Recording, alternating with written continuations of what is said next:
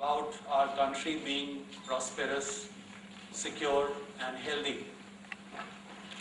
We also would like to believe and dream that the communities which live in our country can live so securely and harmoniously with each other.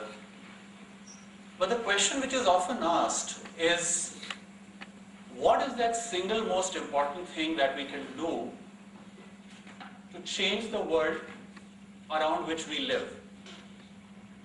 Recently, there have been a spate of articles in various publications, including one today, which gives a very simple answer: educate girls.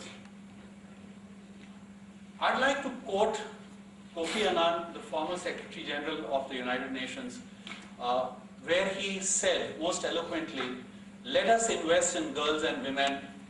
Nothing else is likely to raise economic productivity, lower infant and maternal mortality, improve nutrition, promote health and increase chances for the next generation." I think it's the most eloquent way of saying that single most thing which we can do to dream about. In another article which came out a couple of weeks back, there are references to 4 studies done by the United Nations. If you read all these articles which have come out over the last, I would say, 6 to 8 months, they basically talk of 3 things. What does it do to the society, which means it gives the best multiplier effect to the individual concerned, to the community, to the nation, and it goes on to say to the world as a whole.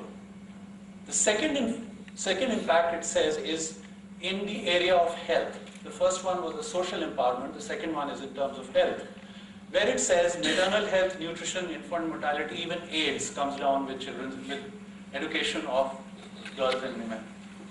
The third, it talks of economic benefits, which is adult productivity, population growth comes down, increase of wages, etc., etc.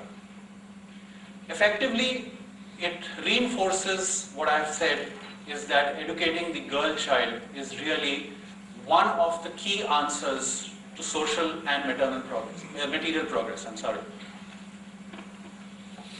Somewhere 10 years ago, in 2002 December, there were about 110 of us who met. Of course, the articulation over the last so many years was not available to us then. Our thinking was very simple, and it relied more on empirical evidence than anything else. And it said very simply, you educate a girl and you benefit generations to follow. So in 2003, in our Silver Jubilee reunion from IIMPACT, we set up IMPACT with the objective, with the mission that IMPACT will mobilize and motivate non-school going girls aged between 6 and 14 years from economically and socially backward families in the rural areas of India and put them firmly on the track of formal education through quality primary education. So, the objective, if you boil it down from that mission, was 4-fold. 1, we will focus on the pre-teen girl child from backward areas. 2nd, we will try and bring 60,000 of these girls into formal education by 2000. This is where we are today. We have 25,000 girls being impacted out of 761 learning centers spread across 9 states. Most of these states, as you would see, border on the northern and the eastern part of the country, barring Karnataka, where we are present essentially in North Karnataka. This chart is reasonably meaningful for the point which I am going to make as I go forward in my presentation. Notice the first 4 years, and notice the next 6 years after that. The first 4 years was really a learning experience for all of us. We all came from backgrounds which were management oriented. We were all students of management, just like I would imagine most of the people sitting in this room are. We were not from the social background, and to some extent we didn't understand the multiplier effect of what social entrepreneurship does. So the first 4 years was spent in learning what we would like to call 3 things. 1, learning what should be our product. Number 2, learning what should be our distribution. And number 3, what should be our consumer benefits. Notice that these are all management words. None of these are social engineering words. So, what was the product all about?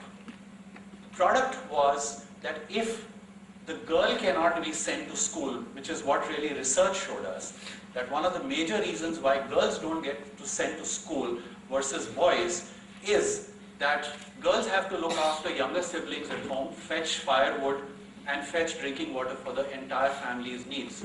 So, one of the first things was, if she can't go to the school has to come to her.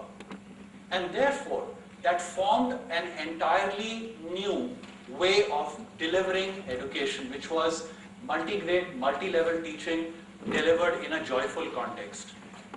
Joyful multi-level teaching means that a single teacher sitting around 30 students should be in a position to teach those 30 students across 5 grades, and across 4 subjects: English, Hindi, or the local language as the case may be, math, and environmental studies. Creating the product was a very big experience for all of us because firstly, it was a methodology which was not very prevalent. Secondly, we would not find teachers who would be in a position to deliver this. And thirdly, even the teachers which we did find were perhaps no better than the students whom we were attempting to motivate. Therefore, a lot of creative teaching and learning material was used. We spent a lot of money trying to create situations whereby the teacher would first be trained and retrained before she went out to school. All of this costs 85,000 rupees and is 100% funded by donors. The second word which I used a few slides ago was the word distribution. Very quickly, in the first stages of creating impact, we realized that we were, as people, the least suited to deliver what we were trying to deliver by way of social cause. And why is that? The way we looked, the way we talked, the way we dressed did not find too much of an impact with the people whom we were trying to appeal to. Why? Because too many people dressed like us, talking like us, had gone to the same villages and promised things which were never delivered. So, we carried that stigma of people who were there before us, which meant that we needed people at the ground level who could deliver and distribute the product which had been created. And we found that there were a lot of non-government organizations, a lot of charitable organizations at the ground level who have done extremely good work in areas like microfinance, community development, healthcare, and so on, who had a direct access to the people we were talking about. And none of these local NGOs, whom we call delivery partners, even if they were not in education, it did not matter for the simple reason that we could train them up. The word distribution I would like to use in the context of management.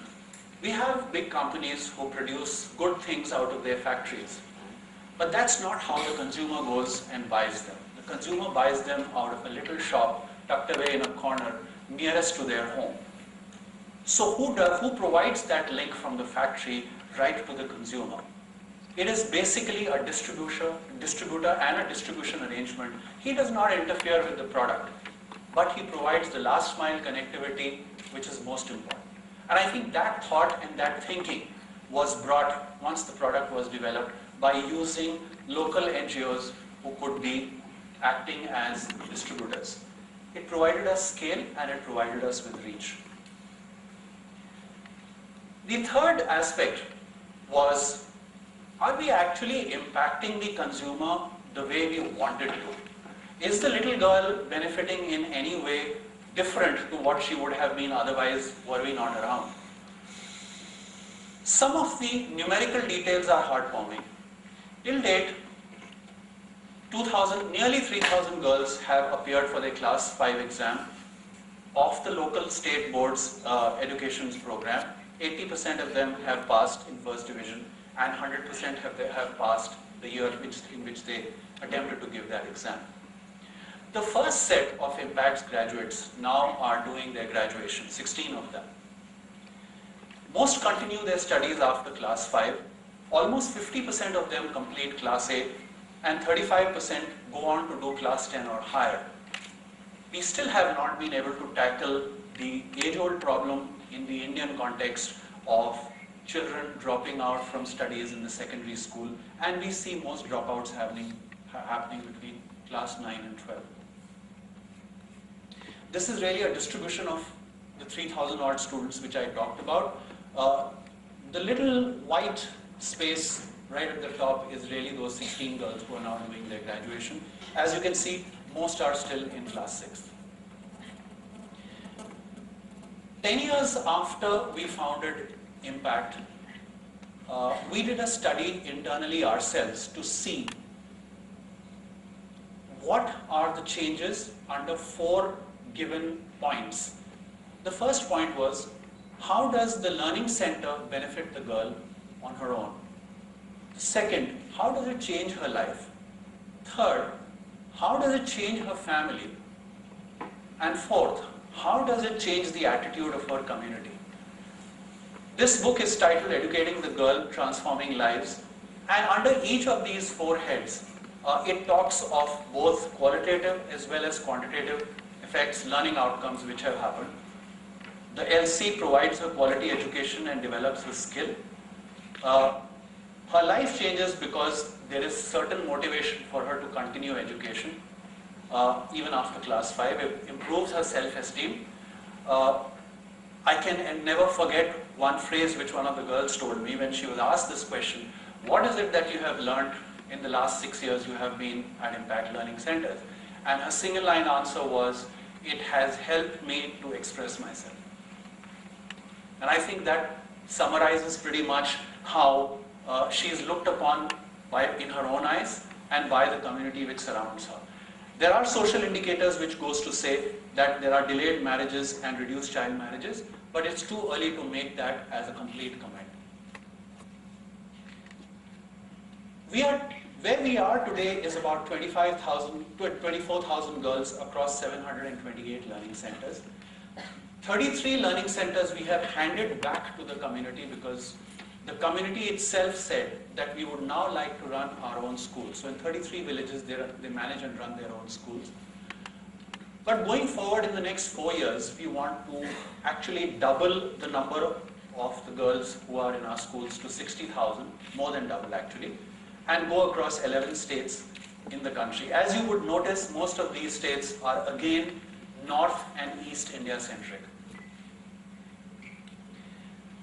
One of the good things which we have with us is that this model, or rather this engagement model, is highly scalable. There are more than enough people in the country who have good ideas, good thoughts, and very good execution, but more often than not, they lack the skill to scale it up. Now, whether that lack of skill is management or funding is a matter of detail and debate, but the fact remains that most of organizations which operate in this space do not have the ability to scale.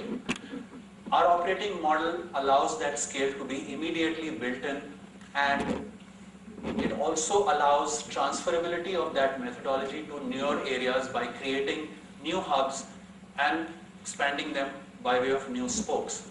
We've also started a new engagement whereby we say that it's not just enough to have one impact. Can we have 100 impacts?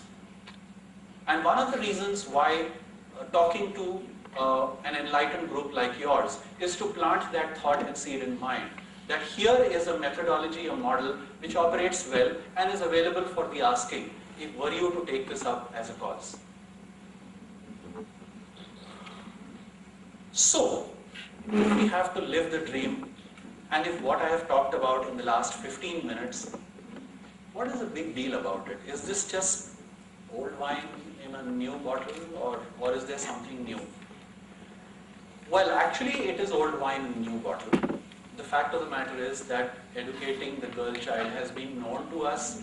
Perhaps the qualitative references which I spoke about are new. but we all know that education per se and the empowerment of girls and women carries a lot of meaning and weight. One of the three or four key things which we have tried to bring onto the table by way of scalability and meaningfulness is really something which we learned in our management classes so many years ago. One, come from the consumer's point of view. See what he or she likes. Don't build a product which doesn't connect with him or her.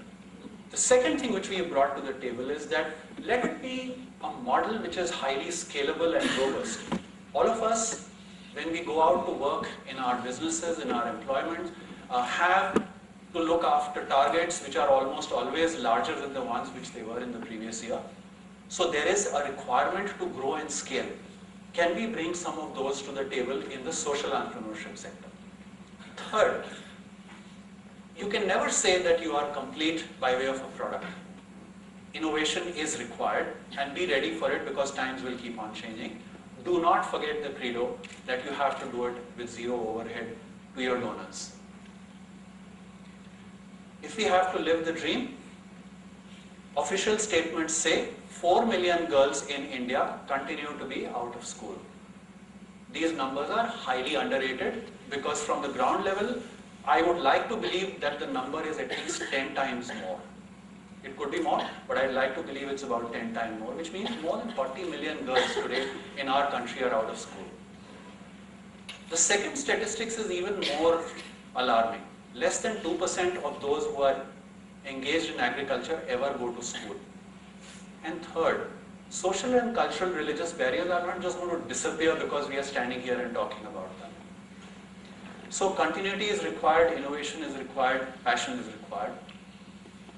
The tasks ahead of us are primarily in teacher training. Multi-grade, multi-level teaching does require a fair amount of inputs.